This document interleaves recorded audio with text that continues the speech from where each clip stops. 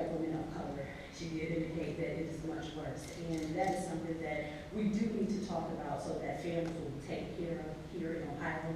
When we look specifically at more things that the Equal Pay Bill does, first, it established a equal pay certificate. Specifically, what this certificate will do, it will be a statement for companies to indicate that they are abiding by all Ohio's laws on civil rights and equal pay. In addition, it will say that women within that company will have the same opportunities for pay and promotion and growth within the company. It says that women employees are not specifically restricted to certain job categories.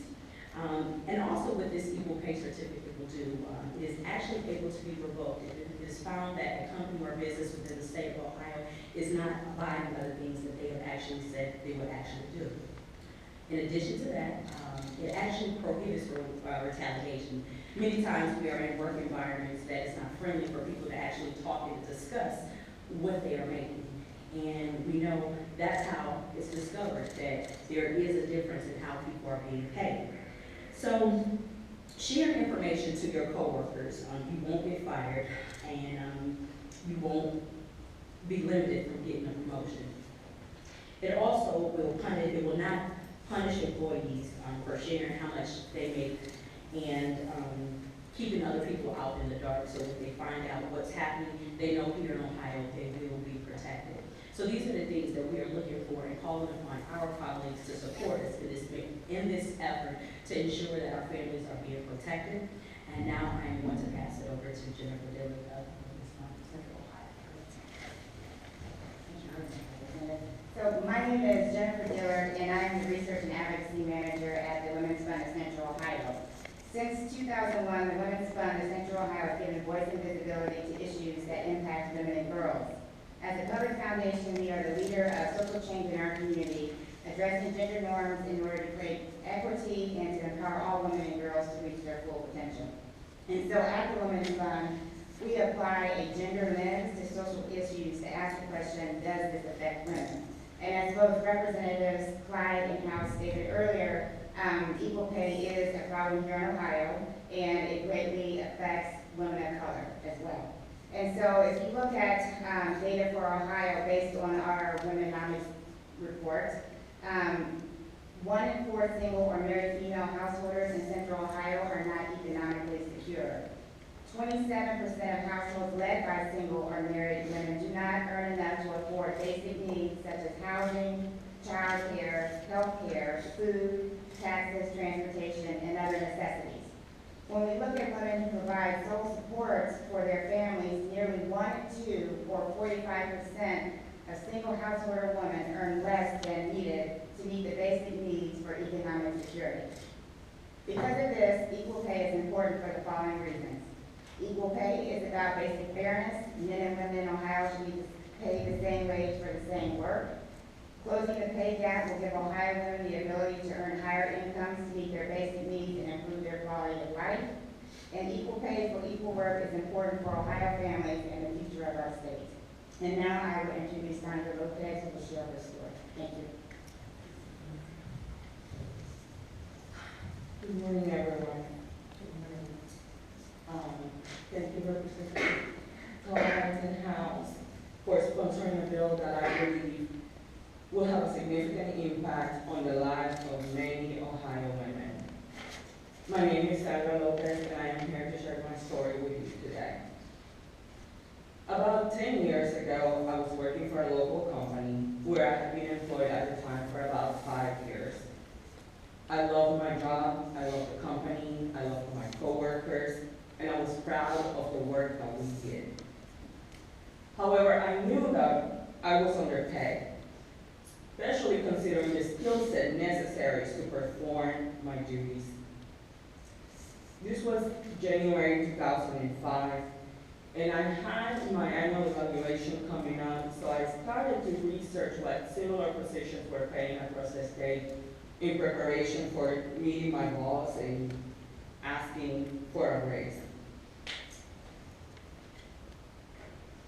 During my review, he offered great praises, how proud he was to have me in his team, what a great job I was doing, and, you know, that the future was, you know, brilliant for me in the company.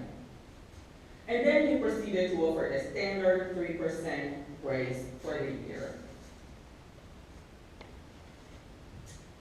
And I knew that I was underpaid. I knew, and I had evidence, so I asked for more money.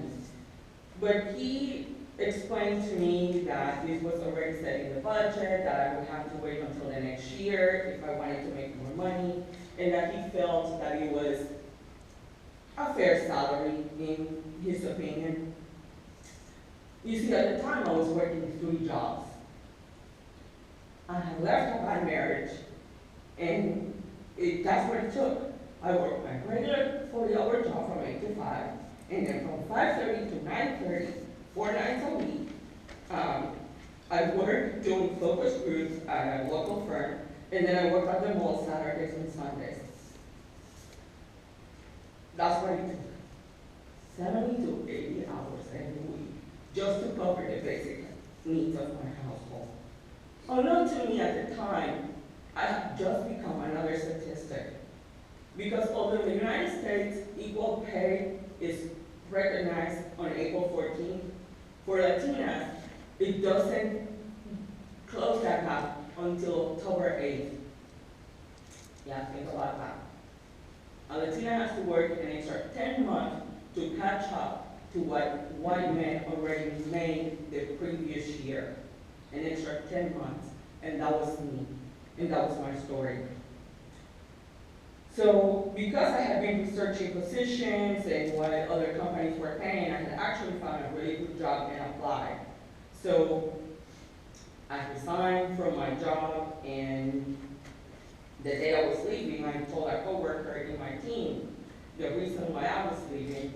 He was the only male in my team and had probably been there a couple of years. And he let out a, oh shit, even I made significantly more money than I was making.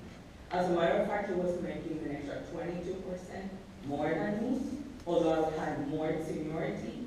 I was the only bilingual person in that staff, and had more experience than him.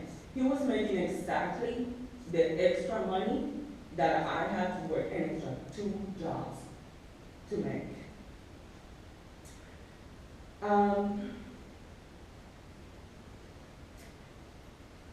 In closing, I just want to say that this bill, Bill 330, correct? Yes, 330, will bring transparency to a process that to this day allows businesses and companies and employers to discriminate against women in Ohio. Especially because it allows people to openly discuss salaries and wages and benefits. And I believe that it will help all Ohio women to achieve the economic self-sufficiency necessary to thrive in our communities. Thank you. Thank you so much, Sandra, for putting a face on the serious problem that we have in our state and our country, and for why we need House Bill 330 to get hearings and to pass right away. So I just want to also thank Jennifer and my co-lead sponsor on this legislation. We really have a duty to eliminate the undeniable problem of women being systemically undervalued and underpaid for their work. So many benefits will result from achieving equal pay between men and women, such as greater family security and stability, lower poverty rates, economic growth from greater spending, and less dependence on the public safety net programs, just to name a few. Passing legislation that maintains women's financial equality with men is the right thing to do and will have beneficial effects throughout all of our Ohio communities. We all would be happy to take